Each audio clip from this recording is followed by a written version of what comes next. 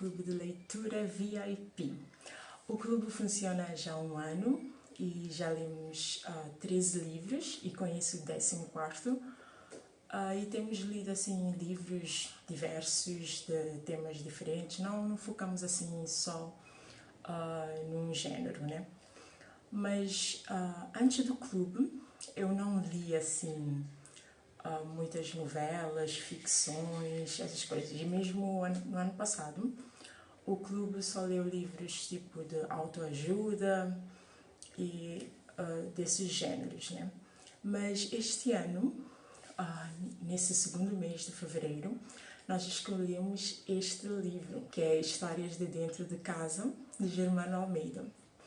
É um livro que mudou por completo tudo o que eu tenho pensado das novelas, ficções. Eu nunca fui de ler esses tipos de livros e quero também confessar que Germano Almeida é o segundo livro que eu estou a ler e o primeiro eu não tive assim muita boa experiência, right?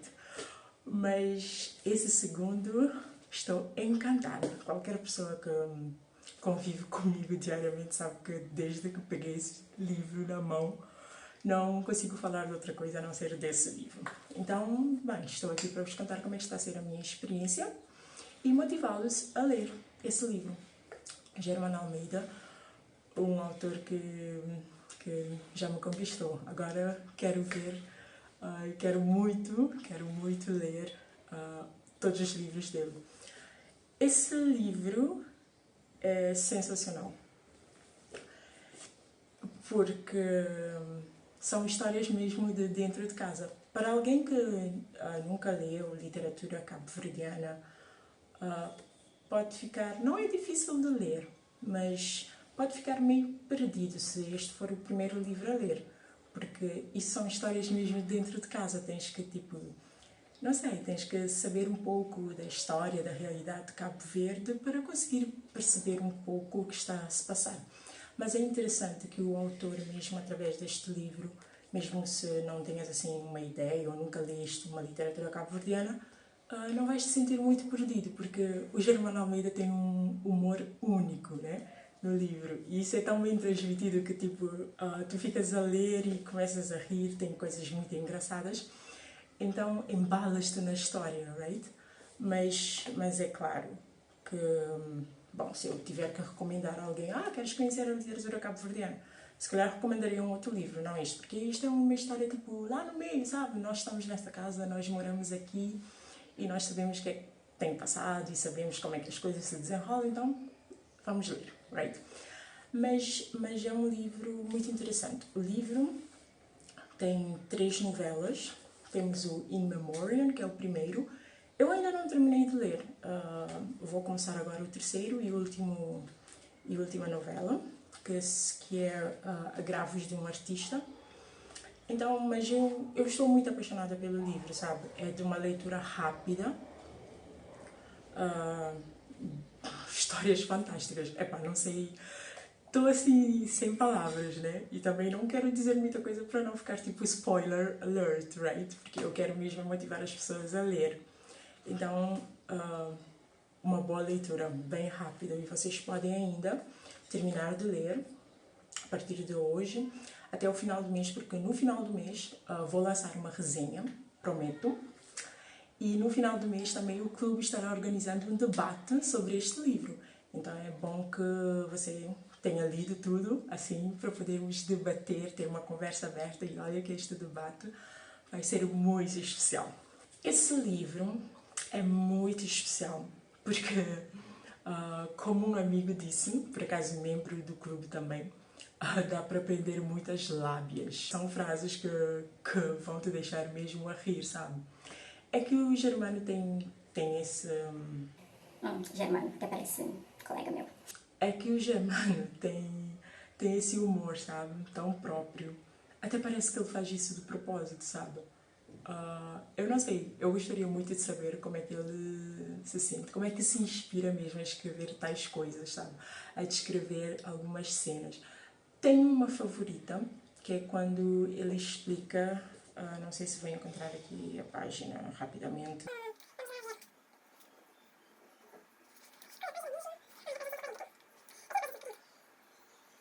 Na página 140, o Germano descreve de uma forma incrível um personagem que gostava muito de manteiga. É uma coisa assim, tipo, normal, sabe?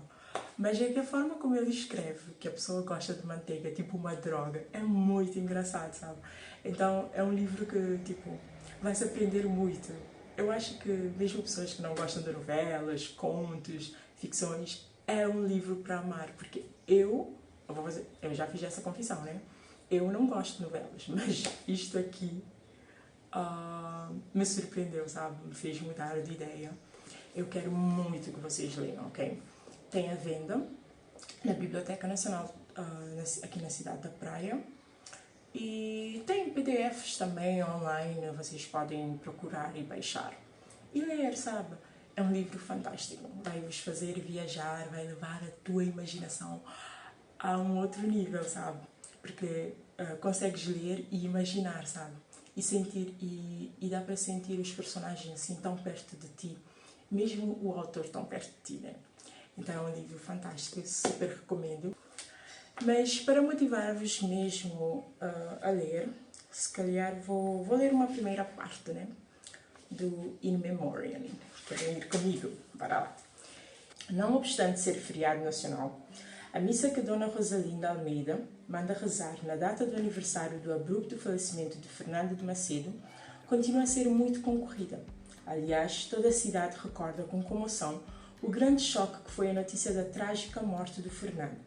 E mesmo aqueles que não comungavam das suas ideias políticas lamentam ainda que o Macedo, tão bom rapaz, embora de fato um pouco despassarado, tivesse escolhido precisamente a noite da festa da Independência Nacional para se matar.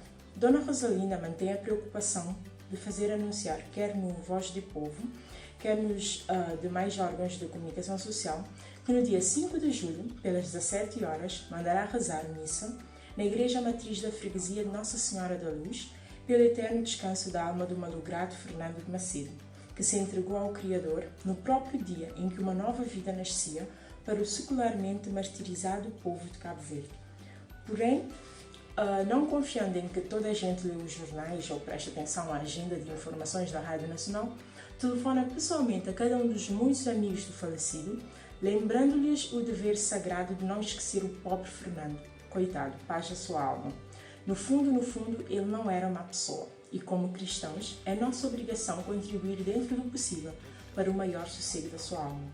Hoje, Dona Rosalinda faz o último pelo sinal no fim da missa e, com o aliviado suspiro de mais um dever cumprido, despede-se agradecida e com beijinhos dos que tiveram a habilidade de comparecer e, de braço dado com seu terceiro marido, o Teodoro de Almeida, deixa a igreja dobrando a mantilha de renda preta com que cobre a cabeça durante a cerimónia e dirige-se ao Xenu, quase ali ao lado.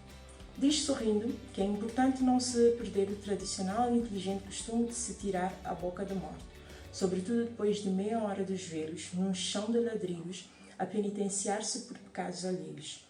Porém, naquele dia, felizmente, já distante, ela tinha-se desesperado completamente ao entrar em casa e deparar com o marido estendido no meio da sala, ainda quente e com a pistola ferrolhada na mão esquerda, uma poça de sangue em redor da sua bonita cabeça.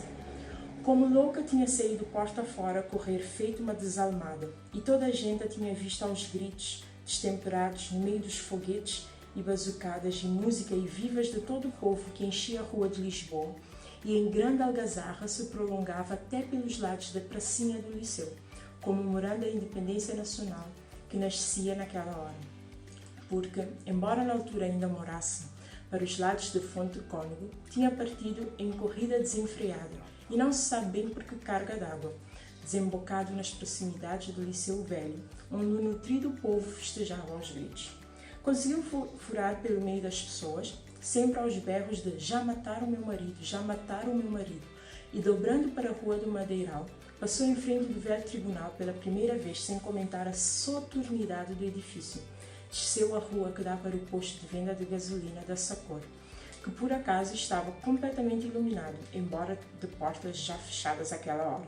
Mesmo assim, ela tinha parado junto da bomba da Super, a bater punhadas furiosas e a gritar: "Frank, Frank, oh Frank, quero gasolina", quero morrer também. Por favor, dá-me gasolina. Mas ante a mudez daquelas frias luzes que a deixavam como que exposta num palco rodeada por alguns espectadores curiosos que tinham abandonado as comemorações e vindo no seu encalço, decidiu furar de novo pelo meio deles e, sempre em corrida, desabrida, seguiu em direção a chão do cemitério.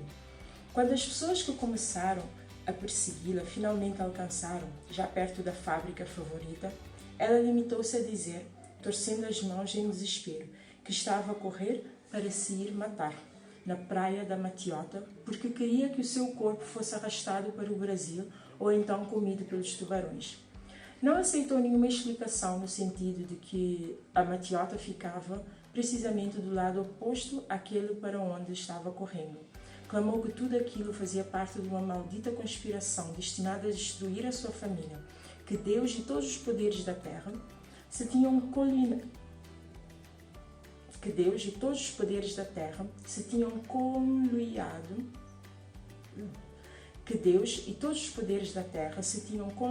contra ela, pelo que lá mesmo na estrada foi necessário dar-lhe uma forte bofetada para se serenar um pouco. De seguida foi manietada e conduzida à força de braços ao Hospital Batista de Souza, pois praticamente todos os carros da cidade estavam incorporados no desfile dos apitos comemorativos, onde um apressado enfermeiro lhe aplicou uma injeção de um qualquer tranquilizante.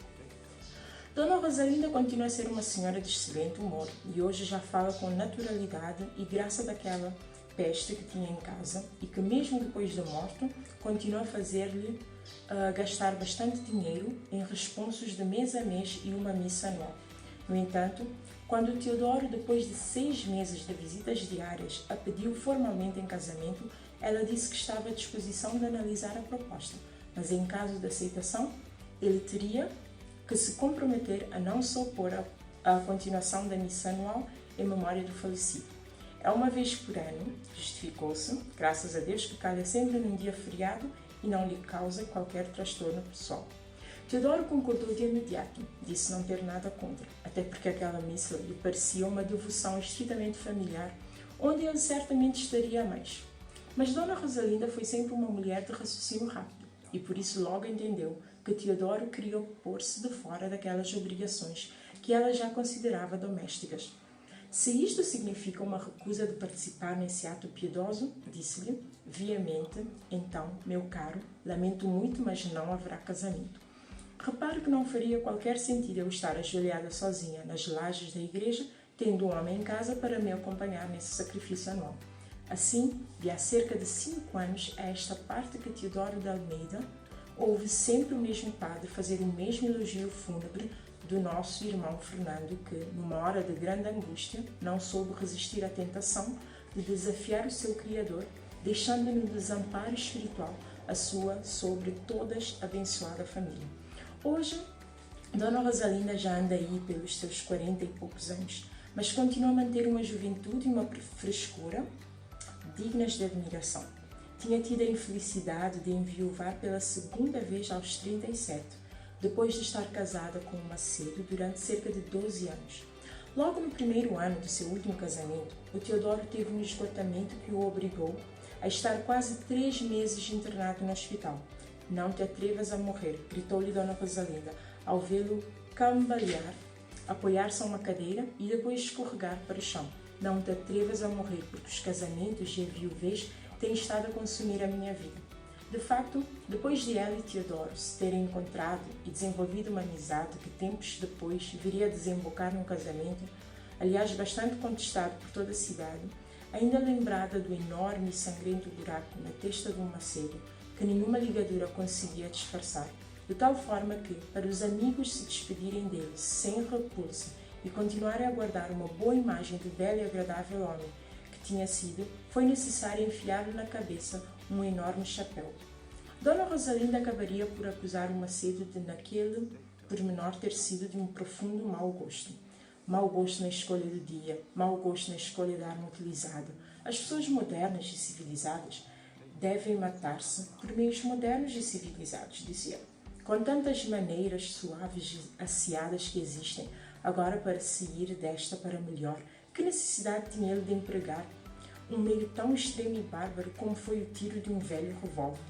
Porém, naquele dia fatídico, ela não tinha pensado em nenhuma dessas virulências, até porque tinha ficado fora de si, acusando tudo e todos de terem matado o marido, questionando os amigos, a sociedade mindelense e o próprio Deus por ter permitido semelhante barbaridade, até que, por efeito do calmante que lhe fora ministrado no hospital, veio a cair numa espécie de sonolência em que não teve nenhum acordo de si durante vários dias, não comendo nem bebendo e tendo mesmo relaxado a sua higiene pessoal. Ela, que era uma senhora que a toda hora parecia estar a sair do banho, sempre perfumada e sempre bem penteada. Rumores comentavam-se em toda a cidade. O coitado matou-se porque já não suportava ser mais enxovalhado pela mulher com tudo quanto era mandrongo que pisava esta terra. Aliás, passado que tinha sido natural e comovente abalo que foi a sua morte, não faltou quem comentasse com maldosa ironia que Macedo tinha sido enterrado de chapéu na cabeça para que, ao apresentar-se diante do Senhor, este não o confundisse com algum touro chifrudo desgarrado do rebanho. E desse modo, chocareiro, a má língua popular que atribuía a morte do Macedo ao peso dos cornos começou a fazer renhida competição com a versão oficiosa de suicídio por motivos políticos. Foi só com o correr dos anos e o crescente descontentamento que o Partido Único viria a provocar que Macedo começou a ser visto como uma espécie de primeiro mártir do comunismo nacional. E, tempos depois da abertura política de 1990, o Dr. Dionísio de Souza teve a ideia de defender em carta aberta publicada na Voz do Povo que Fernando de Macedo, um dos mais proeminentes e diletos filhos destas ilhas, batalhador incansável pela causa da liberdade e tragicamente empurrado à imolação, precisamente na noite do dia maior, tinha o direito de ver os seus restos mortais para sempre guardados no mausoléu dos heróis nacionais e o seu nome inscrito numa das principais artérias da nossa cidade. Nessa altura já pouca gente se lembrava do Macedo e os seus correligionários ou estavam fora do país ou desativados da vida política, de modo que ninguém lhe deu qualquer troco sobre a matéria. Mas Souza foi sempre um fulano persistente e, de facto, poucos dias depois, voltaria à carga com um sibilino artigo, por quem dobra o tiro de Fernando de Macedo, no qual acusava os stalinistas das ilhas de estarem moralmente implicados naquele crime hediondo que permanecia uma grande mancha de vergonha para Cabo Verde, e terminava por concluir que esse tiro, ressoando na noite como um canhão gigante, dobrava pela pátria, porque o imortal Macedo continuava a ser uma grande parcela nacional. Assim, uma espécie de baluarte fortificado contra todos os totalitarismos, fossem de esquerda, de centro ou de direita. E já depois de marcadas as eleições pluripartidárias, chegou mesmo a elaborar-se um detalhado programa de transladação, segundo o qual os restos do defunto deveriam ser escolhidos da campa rasa, onde ainda anonimamente se encontravam, acomodados numa urna americana com tampa de vidro e em solene procissão das forças vivas. Dariam uma volta de despedida por todas as ruas da cidade, antes de uma missa cantada com Te Deum na Rua de Lisboa, no fim da qual regressariam de novo ao cemitério escoltados por guarda da honra militar e banda municipal fardada a rigor, mas desta vez para o lugar reservado aos heróis da pátria. Uma das razões que depois foram apontadas pelo Dr. Souza para a não realização deste grandioso programa foi o fato de o fornecimento de urnas não estar previsto nos esquemas de cooperação Norte-Sul, pelo que ela teria que ser adquirida a pronto pagamento. Como foi informado, quando muito poderia beneficiar de um desconto até 20% e já no país solicitar a total isenção de impostos alfandegários, dado que por lei as urnas podem ser importadas sem outros custos adicionais. Mas há quem pretenda que foi a fortíssima oposição da viúva à realização dessa palhaçada, como teria classificado o projeto, que desmotivou a cruzada do Souza. Porque ao tomar conhecimento de todos esses preparativos que se realizavam à completa revalia da família, com o argumento fervorosamente defendido pelo causídico de que Fernando de Macedo tinha sido em vida uma figura pública, pelo que depois da morte tinha adquirido por mérito próprio o direito ao estatuto de res nullius isto é, coisa pertencente a toda a cidade e não a ninguém ou nenhuma família em especial. Dona Rosalinda solicitou-lhe uma urgente entrevista a dois. Espero que esta primeira parte do livro tenha-vos dado quero saber o que é que vai passar nessa história. Então é isso, eu queria vos contar a experiência que eu estou a ter lendo este livro fantástico e motivá-los. Espero que tenham gostado do vídeo e até o próximo vídeo. Tchau!